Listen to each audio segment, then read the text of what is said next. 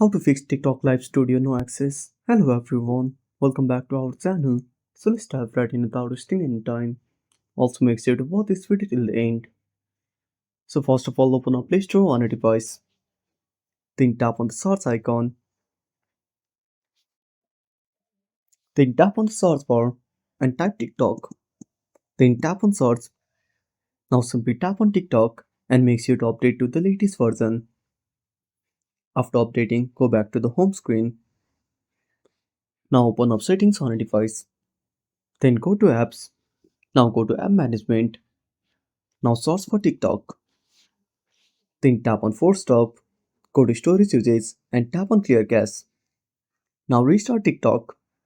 If nothing solves the issue, open up TikTok on a device. Then tap on profile at the bottom right corner. Then tap on the three lines at the top right corner. Then go to settings and privacy. Now scroll down. Then tap on report a problem. Now simply scroll down. Then tap on chat with us. Then tap on send a message. Then type submit a ticket. Then tap on send. Then tap on submit a ticket.